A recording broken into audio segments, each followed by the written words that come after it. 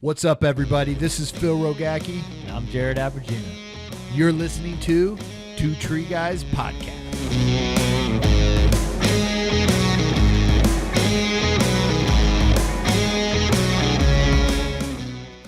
What's up, everybody? Phil Rogacki here at the Arbor Expo, Arbor Fest. Oh, Hans is going to be pissed at me that I said that. I got Arbor Expo, TCI Expo. They're all shit. They're all the same, guys. They're all awesome, so go to them.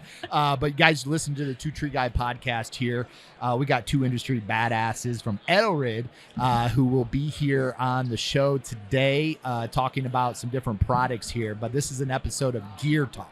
And if you guys have never listened to Gear Talk, we bring in different products, manufacturers, people that use this on a daily basis, that talk about the gear and talk about the products and the development and the safety features and what they've improved on it from the last version of it, so on and so forth. We also have our mini episodes that we discuss what's your story, get to hear about industry badasses and how they got in the industry, mentors they've had, and some wisdom that they can share. We also have our full-length episode that's in our studio with Josiah's been on one, but Megan has not. But she's going to be coming to California here soon and being on one for that. And then we also, guys, we have our safety talks where we talk about things that happen in the industry and how do we make it better? How do we control it? Things that the individual could have done different to keep them protected or their crews protected, so on and so forth for that. But before we get into the Gear Talk, everybody, there's a fee to the show, and that fee is to pay it forward, to share it. If you guys got something out of this today, if you laughed, if you thought it was funny, if you learned something, if it hit you to make you go, I'm going to try that, or I'm going to buy that, or I'm going to go do this. Share it, because there's going to be someone else out there in the industry that wants to know about this. So share it, pay it forward, because we don't get paid for this. And it's just our way of growing the podcast so more and more people can listen to it. But we have Megan, we have Josiah. What's up, guys? Hey. What's going on? Hey. Phil. This is the sexy tree man here. For you guys don't know, he just competed in a footlock competition. And he surprised the crowd because he came out naked. Well, half naked for that. And then he won. He won every single one. But then as soon as he put his shirt on, he didn't win. So, man. So what was going on? I found through? the secret, and then I gave it up like a Yeah, loser. you did. You did. I felt like you got a little secondhand embarrassment, and you were like, "Fine, I'll go put a shirt on." And we were all so mad. I know. realize that. Why'd you do that? Why'd you put your shirt on? I'm trying to rep. I got the Edelrid clothes, man. I'm wearing the Edelrid. damn Petzl harness, and had to rep it somehow. I love it. So, within 30 seconds, give us a little background, Megan, and same with you, Josiah, so the people listening know kind of who you are, where you're from.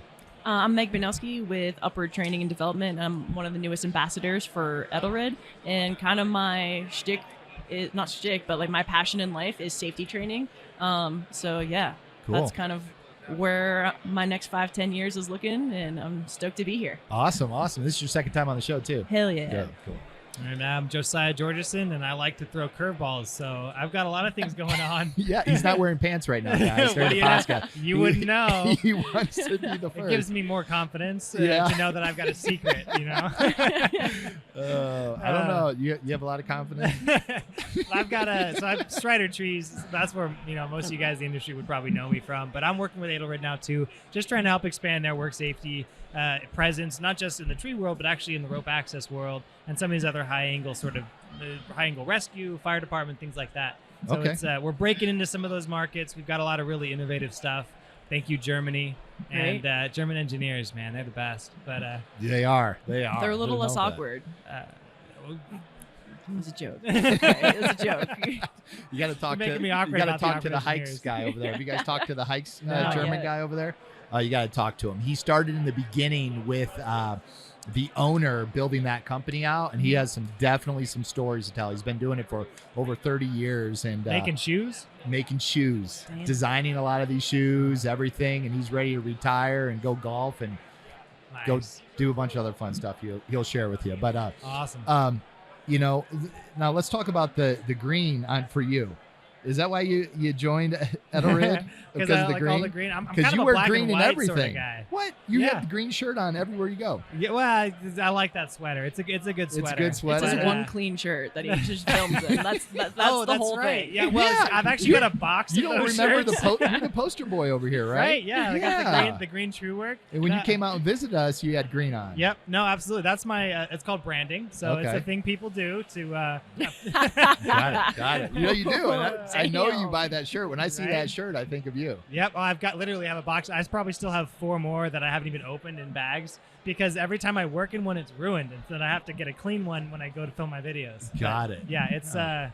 it's part of the act. Having part of the act. filmed with him Yeah. a few times now, he's not lying. No. He's very meticulous Oh. with it. Branding Absolutely. is so critical, especially in like the whole online space. Oh, But, yeah. I mean, that's one of the things Edelrid does really well. They're so consistent with their branding. And it's a very professional branding, which almost doesn't fit in with the tree world. I mean, the guys dominating the space are tree stuff. And Yeah. professional is not how I would describe their branding, Yeah. but it works. And, It does. and they get out there and they're fun and they're interesting. And And just like that, engaging Edelrid's and- not welcome at any tree stuff events.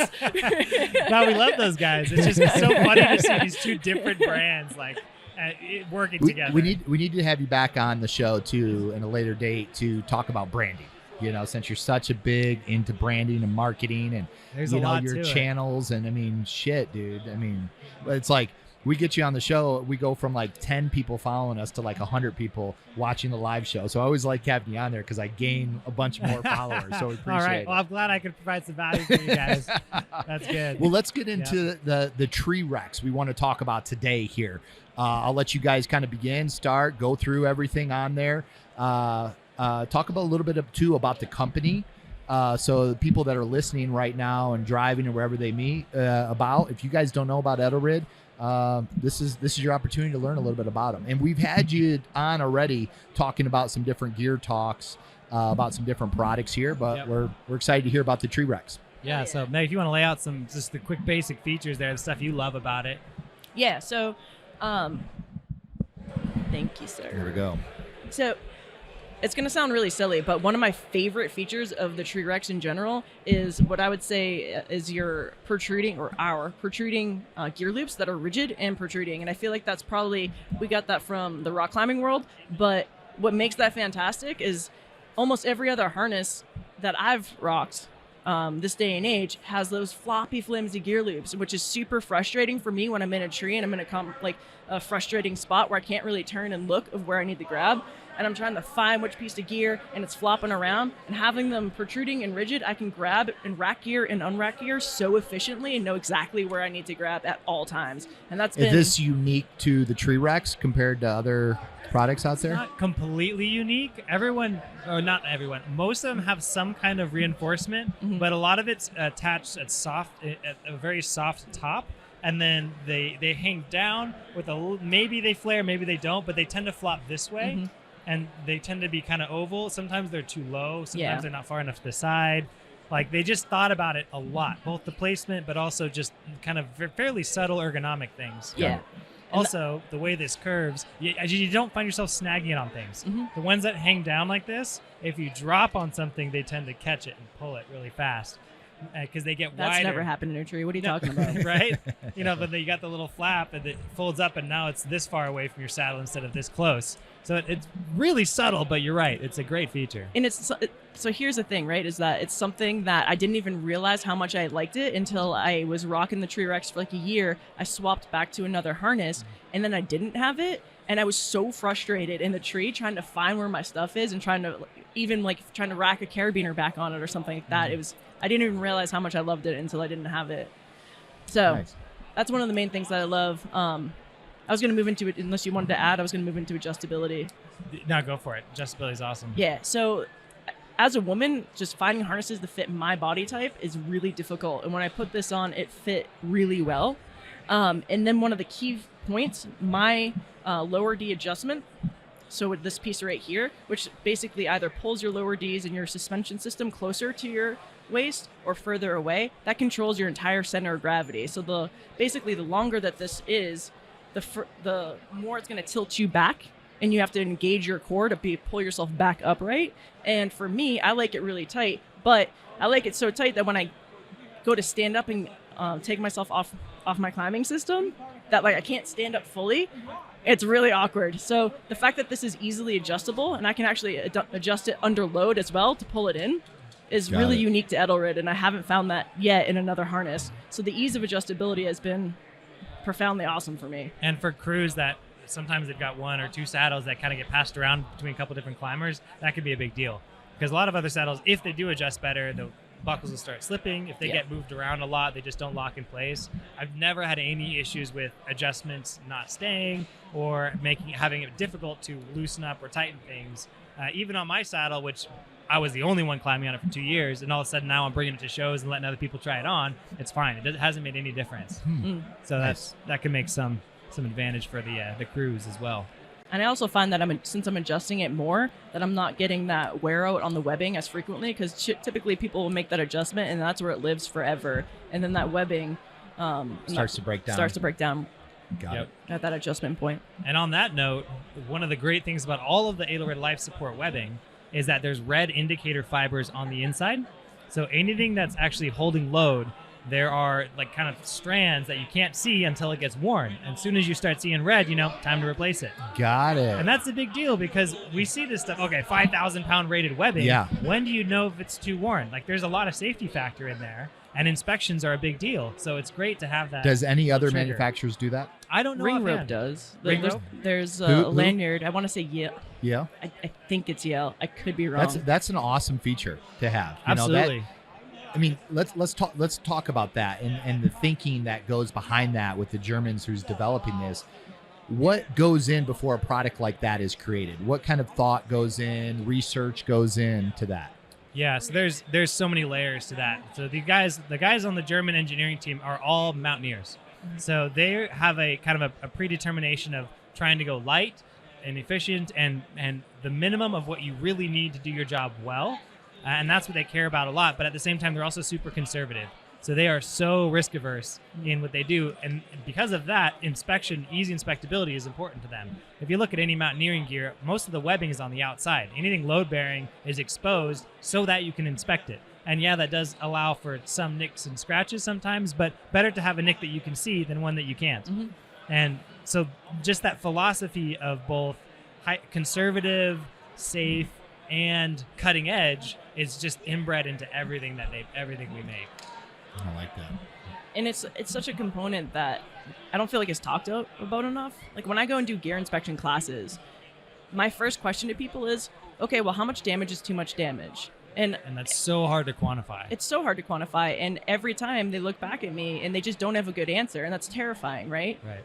Because if you don't even know how to inspect your gear, we all talk about, oh yeah, inspect my harness every day before use. Okay, well, what are you inspecting? Well, you have a little bit of a cut here. Is that too much damage? Do I need to throw my harness out now? What's the threshold? Mm-hmm. And people just don't know. So being able to manufacture and engineer something that takes the question out of it, like you start to see red is dead, it's done, it's retired. Yep. There's no question, and that's easy. Is there anything on here that they're replacement parts? Meaning there are very few. Very few. Compared to a harness like Teufelberger's Tree Motion, this is more designed to be worn until it's worn and then just replace the whole thing. Mm-hmm. It kind of tends to wear together. I think the first thing that will generally wear out will be this strap of webbing here that goes in between the lower D and the upper D, just because that's such a high wear point.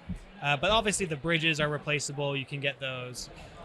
We've got other hardware for the back here. You can replace this Velcro pouch here. That's kind of the med pack. Yeah. There's some tabs here that go on some of the chest pieces to connect them. That stuff can all be replaced. Got it.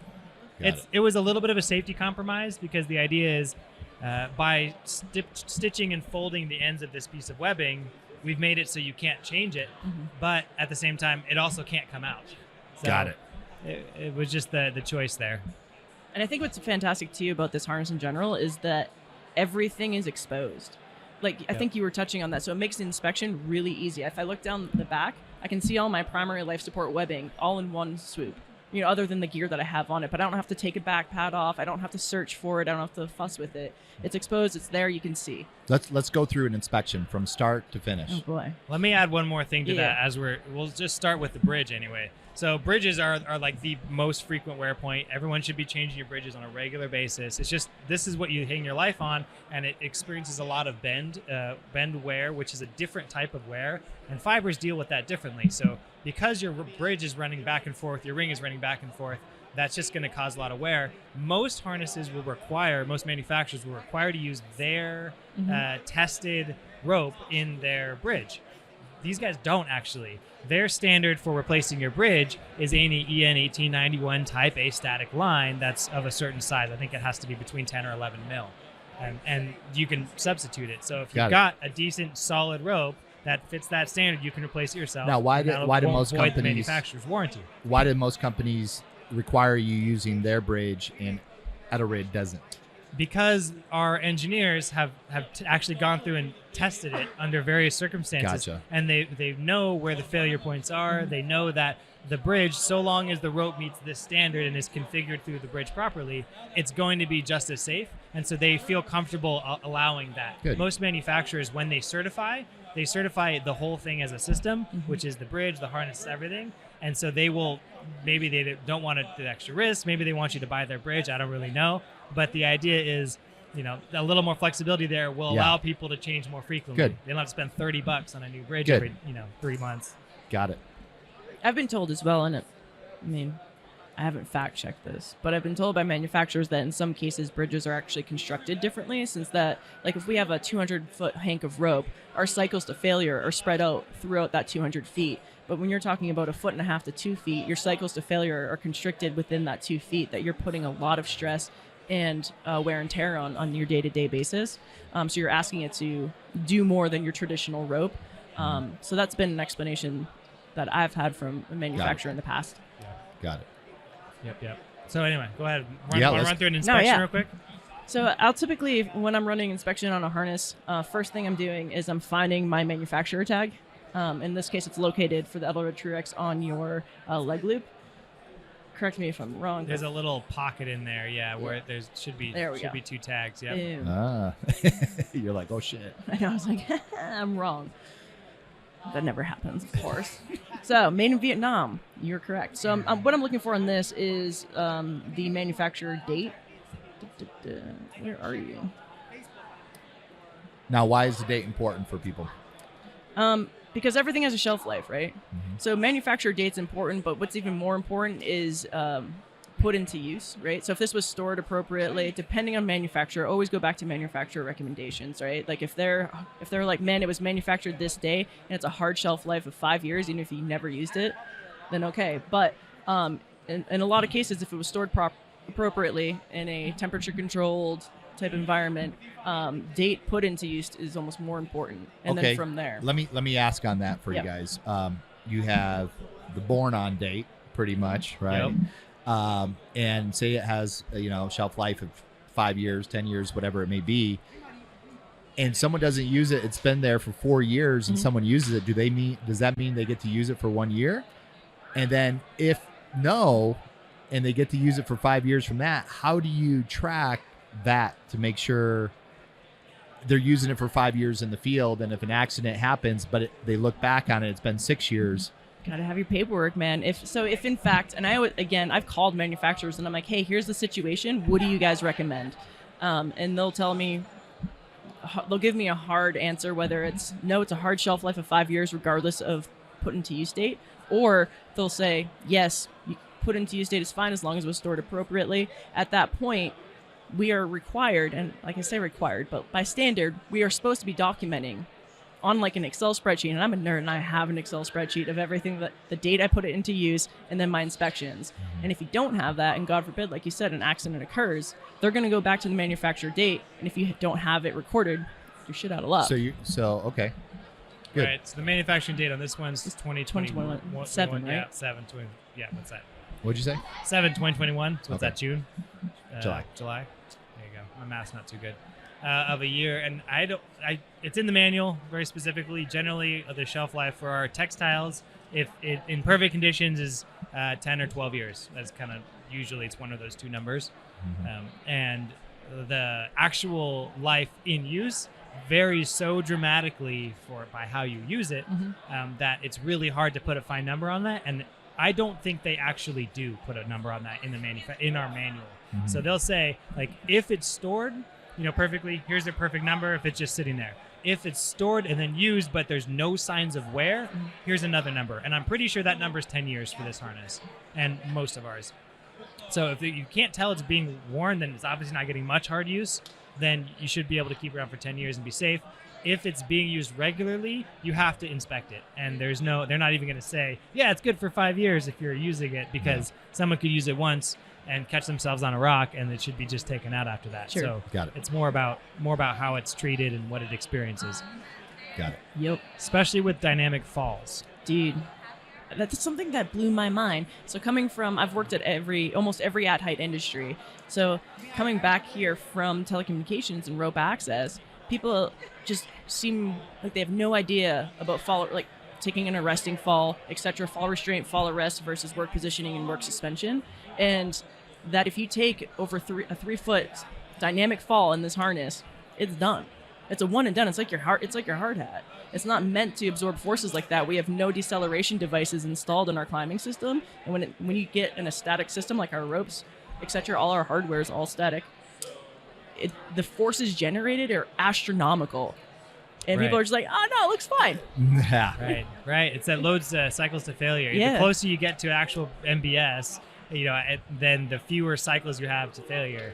And that can be really significant with the static system. That's actually one of the reasons I like mechanicals, and I push mechanicals for people, because you can actually tie a friction hitch so strong that it'll break a line. Like the friction hitch will hold and hold and hold and hold, whereas the mechanicals, almost all of them have a slip rating. So at some point, their failure mode tends to be a slip. So if you take a dynamic fall, you can actually absorb a lot of that energy in the slip of the device. It's a really hard thing to quantify. It's going to vary from rope to user and all this stuff. So it's not something that manufacturers can count on, but it actually makes a big difference in the safety at the end of the day. Petzl, while you were speaking yesterday, Petzl did their entire 1.5 hour talk on that, and I actually have the presentation because I did it on my computer, so I'll show it to you. But it was really interesting. It's exactly what you're talking about. They did drop testing on the zigzag, and there was a slip point. It wasn't much, but it was really interesting to see the amount of forces generated And at absorb. like a 2-foot fall, 3 foot, and then so on and so on. Oh, and then awesome. how I the gotta see that. We're nerd note. Anyways, Love it. inspection. Let's go through an inspection and walk the listeners through everything you're looking for on this harness. Yeah, and feel free to jump in. So I start with the tag, manufacturer date, etc. And you can also just get a lot of good information there. Like Teufelberger does a great job, but they have a lot of information on their tag. But then I come in, I start inspecting my life support webbing and my bar stitching. So I'm going up to the major points of connection. So I start with my upper Ds, or my work positioning, and I can see that my life support webbing is here. And in this case, there's bar stitching. And typically speaking, manufacturers are going to have the bar stitching a little bit different color from the webbing itself. So this is like a light gray. And I know that's my life support stitching. It's holding my side D on. So this needs to be intact and working properly. And my threshold is generally 10% damage within 1 inch. If it's over 10%, that's a no-go. It's a fail for me. I've heard other things. Is there a standard out there for that? I don't think that there's a written standard per se. I don't know of one. I think it's manufacturer's recommendations is what they say. Always read the manual. Yep. Yeah, there is a course, a competent inspectors course that's kind of an expensive couple-day course that will teach you how to inspect PPE at that finer detail. Gotcha. And it's one that Edelrid actually hosts, but I haven't sat through it yet. So it's on the calendar. Can anybody sign up for that? It should be open to, yeah. We gotta go actually to just Germany? ran one recently. No, they did one in Canada recently, and we're planning on doing another one here How in can the we do States. one out in California? That's a good question. I could find it. We can make it do happen. Let's If you make want it to do it, happen. we can make it happen. All right. On the record, Yeah. as the newest Edelrid ambassador, you guys are going to send me to that, right? On the record. Right. Absolutely. It's It's a on pretty there. thick manual, man. Okay. There's a lot of info. That'd be a good course to go through. For example, one of the things that, like, kind of lesser known facts, and I only know this because this is Blue Blair, which is mine when he learned it, is that when it comes to webbing, damage on the face of it is a lot less consequential than damage on the edge. If you have a frayed edge on your webbing, that generally is a sign to retire it. Like, the edges are critical to the overall strength. Why? I don't know. It doesn't make sense to me. But that's what was in the in Okay. that class. Webbing is really strong when pulled in like a vertical, like up and down type of situation. But when you start bending it left and right, it's very weak. And in some situations in harnesses, the way that we're pulling and tugging, it does get loaded that way. So that's when we start to see that type of fray. But it drastically weakens the strength and integrity of webbing in general, which is something that's awesome because I was going right into that. So I'm looking at the bar stitching for me. Again, always manufacturer's recommendations, but anything more than 10% and within 1 inch is too much. So I have my bar stitching here, and now you can see that webbing that we talked about earlier follows all the way around the back. Good lord, that felt very strong. It follows all the way around the back, so I'm inspecting that again. As he was saying, on the edges, that type of damage on the edges is a lot worse than if it had some scuff in the middle. Following it around. Now I'm back to my other side D. We have our bar stitching. Bar stitching, this is obviously a brand new harness. But you are going to start to see damage and things like that. So from there, I'm going to come in to the inside, and you can see at my waist belt I have bar stitching as well. And I'm also moving stuff around at this point, right? Because the biggest wear points are going to be where your buckles are. So if you just inspect it and you look and you're not pushing things around, you're not actually going to be able to inspect that webbing piece thoroughly. So you can see I push that out and I'm inspecting the webbing there where it sits in the buckle, because that's where more than likely I'm going to start to see the damage. Got it. And this is where sweat builds up and everything too, right? When you're sweating, so you get salt in your sweat, and that starts to rust out some metal components, and you can start to see a lot of degradation there. From there, I move on to the other side, and I do have bar stitching as well on my waist strap over here. Now I move to the webbing on the leg straps, and for me, I just like to do all the webbing at once and then start going over hardware. It's kind of, some people like to just go start to finish, start here.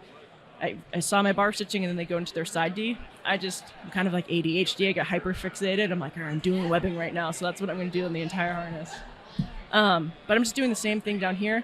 You can see I have my bar stitching. I have my connection points. I'm following it down my leg over on this side. And I have my connection point down here that goes into my lower suspension. All of that looks good.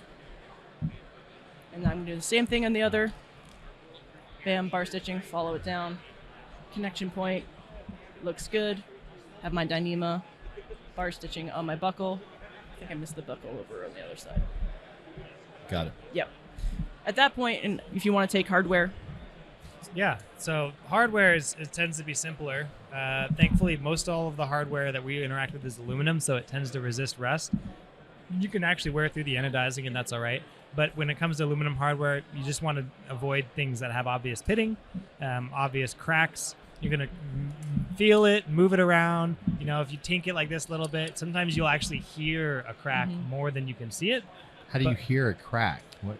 It changes from being a really clear ring ding to being like a tss more more dense. It doesn't have the ring to it because the crack will kill that. That's the first I've heard Can that. you quantify that? It's very different. Yeah, it's not likely to happen because we're not throwing these things around, so it's not as critical with the harness hardware so much. Now I see a lot of people throw them around. Oh yeah, you know. I mean, you're not chucking it out of a tree like you would a carabiner. But you know, like what Jared always says, you know, in the class we're doing this is they'll throw it down on the concrete or the asphalt when they get down, and don't do that. Don't, because that aluminum's, you know, a lot softer. It can damage, you know. Yeah, and that if there are not dramatic manufacturing flaws in it, that won't have any consequence to the vast majority of aluminum hardware. Yeah. So like it's actually, because it's a little softer, it tends to deform rather than to crack. So if it cracks, there was a problem in manufacturing. And if they find that, good, because that could be bad. But obviously, you don't want to be throwing hard things against. You don't want to be dropping on the ground. But it's also not really going to be consequential, most likely, other than to corrode through the coatings, which help make it last longer. But it also can create any, not just in cracks, but any metal fragments that start wearing on your rope that you may not see. That's so worth throwing it on there. the ground and putting a little dent or a little metal fragment that sticks up. Especially on these lower paws where you have a lot of rope interaction, a lot of textile interaction, any irregularity in the surface of your hardware is going to cause issues. And it's worth, even when you get a brand new one, to look through, because some of these things are, it's called a hot forging, but basically they take a big press, and they've got their little piece of metal that's roughly the right shape, and it's hot, and they just smash it together, and that tends to leave a seam on the inside. Then it goes into a tumbler typically, which has a whole bunch of small hard particles. It vibrates around, and that takes off all the hard edges, or it's supposed to. If it didn't go long, if it got stuck up next to something, occasionally you get a piece that comes out that has a little bit of a sharp edge to it, and honestly, you should just return it. Like, you can fix it if you want to, but that is a piece that got past QC that shouldn't have. Yeah. And if you discover that, good, because that'll wear out your textiles quickly. That's hard to see, but if you do that kind of inspection once when you first get it, it's not going to develop it. Most people just are trusting that it's good to go. Right. And you should inspect it as soon as you get it. And obviously, every manufacturer's process is going to be a little bit different, but these things go through a lot of QC because they are PPE. I mean, there's a lot of liability on manufacturers. So generally, it's going to be fine, but it's worth doing. It's your life on the line anyway, right? At the end of the day. So yeah, you're looking for cracks, you're looking for wear, you're listening to it. You should know the sound, the ring that your hardware makes. If it makes a different sound one day, then that's a bad sign. Yeah. Good to know. All your buckles, you want all your buckles to function. That's the primary thing. These buckles in particular, they've got this little plastic catch here that has occasionally broken with rough treatment, and so you want to make sure it's actually springing up, and that when you press on the buckle itself, that it's not allowed to move out away from that slot that it rests in. And now, is that buckle replaceable? The buckle itself, I'm not sure. You can send it in and we can put a new one on it, but because of the bar tacking, I forgot about that. Yeah, they don't want you to do that at home. So you break that little piece right there. Yep. But we will fix it. We're the customer service at Edelrid is fantastic. What's the warranty on this? And it's in Oregon. Against product. I honestly don't know. I have yet to come across a situation where we didn't fix. Yeah, we didn't make it right. Especially, I mean, we'll say, hey, like with the Talon cuffs. So we have some really comfy gaffs, and they've got a plastic cuff. And when we first came out, we were using recycled rope material to build those because we figured it's a good use for it. Turns out us Americans are really rough with our gear, and some guys were breaking the cuffs either by having it in their bag and dropping stuff on it and cracking them or throwing them out of trees. Yeah. But stuff that Europeans just don't do, we were doing on the regular basis. And so they actually ended up changing the process and making a little bit of a stronger piece there. Yeah. But we also took care of the people who did that, even though that's cool. Definitely user error. But generally, we'll take care of you. So. It's funny to see that too, because that's how my whole relationship started with Edelrid. As it was like Treetopia last year, and I saw for the first time I actually saw an Edelrid booth, and I was rocking the TreeRex, and I didn't know who Blair was at this time, and like I walked up there with like a vengeance, and I was just like, I like your harness, but here's everything I don't like about it. And like he just sat there and he's like, please tell me. We had like an hour-long conversation, and such a cool dude. And it was just. It created such a beautiful relationship, and he's like, yeah, no, I hear you. We're working on X, Y, and Z, and like I want to send you this. And I was just like, I was almost just like, what? Like, yeah, I was ready for you to come back and tell me I was wrong. Right? So I really appreciate as a brand, they really stand by all of their stuff and want feedback and want to do right. So was it that incident or at Treetopia where you were like, yeah, a totally different look at the brand, and now you're an ambassador of them? Yeah. I mean, I loved the harness, but there were a few like points on it that were really frustrating to me. Yeah. And I don't know what my deal was that day, because like looking back on it, I was like, well, it probably wasn't the right approach. Were you just mad that day? Maybe. I don't know. I could have been hungry. Hungry? You're hangry? I don't. But Blair is such a like wonderful human being, and then I found out he was the VP, and I was like, oh, I'm such an asshole. Oh, Blair. And here I am a year later, an ambassador. Yep. And I'm super excited too, because we got a new version coming out, and we're finally going to fix all the gripes that we've heard from everyone. Version. When's that coming out? It's not. There's no fixed date. We are, fingers crossed, we're hoping for next year. That's kind of like the current projection, 2024, but it's not in our warehouse yet, so it's not cool. Cool. Not known. Anything else we want to talk about on the TreeRex, or anything the listeners need to know about, or any cool facts? I got one more little feature that I didn't realize was as big of a deal as it is until I went back to my old harness for a little bit, just for, it's like, I remember this other one being comfortable. Let's try it again. See. Most every harness I've ever used is really sweaty. Like in California in the summer, it's just that padding in the back, it's saturated and it sticks up against you and it's hot. But the TreeRex has really good ventilation right through the middle of the back here. These open pockets with mesh, and there's almost nothing to stop. You can literally feel airflow through the back when you're climbing around. And to me, that ended up being a big deal. I used the other harness twice, and I was like, God, this is just not as comfortable. Really? Yeah, and it's a subtle thing, but again, you notice it. I definitely noticed it, and only when I switched back, and now it keeps me doing that in the summer. That was the same point beat. I was going to say as well, is that like if you hold this up to the light, you can actually see light coming through. So the ventilation's fantastic. And the back support and the leg support's awesome, especially for my body type. But then the ventilation, it's lightweight, and I don't sweat as much. And I'm also a little bit meticulous about like if I'm chunking out big wood and doing crane picks, getting all that sawdust down in my harness. I hate it. When I go to pack up, I'm always trying to get the sawdust off, and it's super easy to clean. It ventilates well. So what markets do you see this selling the best in? Like, is Florida a bigger market than Texas or than Ohio? Who's buying this around the country? Do we know that information? It's going to sell beautifully everywhere. We don't really know because it's all online. Like almost all of our sales are through online vendors. Yeah. Do you get any of that feedback of who's buying it? As far as location, no, we really don't. That'd be interesting to see because if this is a product that breathes like this, and like you're saying in hotter weather, is a lot of people in Florida that's noticing that, where you're marketing different to them on this product. That'd be information that I would want to know. Yeah, it's one of those things that our branding has been excellent. Our marketing has been subpar. But that's why they got you, man. The branding man. No, so that's yeah.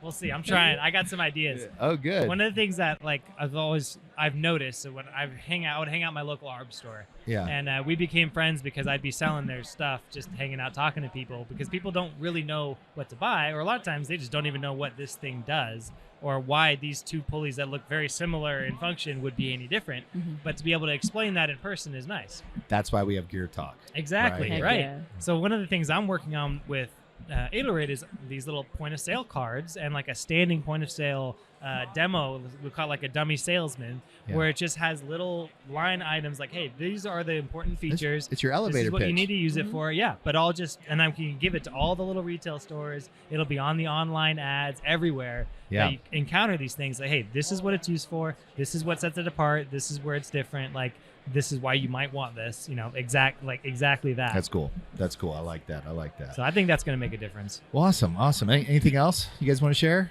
Any other cool stuff? I want to talk just one more cool feature is there's an SRT bridge, which is okay. So I love this harness. Again, very featured at its price point. So for $500, you get a lot. It comes with both bridges. It comes with this SRT loop that's not actually attached to this one right now. It comes with this like little med bag that you'd have to buy separately otherwise. Like, there's a lot of little features, not to bang on a Tree Motion again too much, but like you get a bare bones saddle and it's very customizable, but you got to do it yourself and you got to buy the stuff. You can get it all here. One of the cool features. What's nice too is with the new climber coming in, kind of in the industry, to have this, they don't have to now think outside of one. They had a big decision on what harness they want. Now they're like, shit, how do I customize it? What do I do? Now they're doing all this research and spending more money, and they just So with this, it's one pretty and done. Much dialed. Yeah. The only thing that you would definitely want to buy is whatever like primary gear hooks you want, and those are the carry tools, or we have the SM3 clip, or I love the transporter, the Rock Exotica. Cool. Fantastic. Cool. And we can fit it. Those fit in those little slots. Cool. But what you don't see in most any other harness, Camp has one or two, and theirs is actually ANSI certified. So this one's not ANSI certified, but is CE certified, which is good enough under most circumstances. It's good enough for the Z133, but you can make this into a fall arrest system. So this is a sit harness. It's a work positioning harness, which is not designed for fall arrest. But if you integrate this particular chest harness, then you actually get a fall arrest rated attachment point, and this carabiner clips into the SRT loop, and it connects the two in a way that is life support and fall arrest.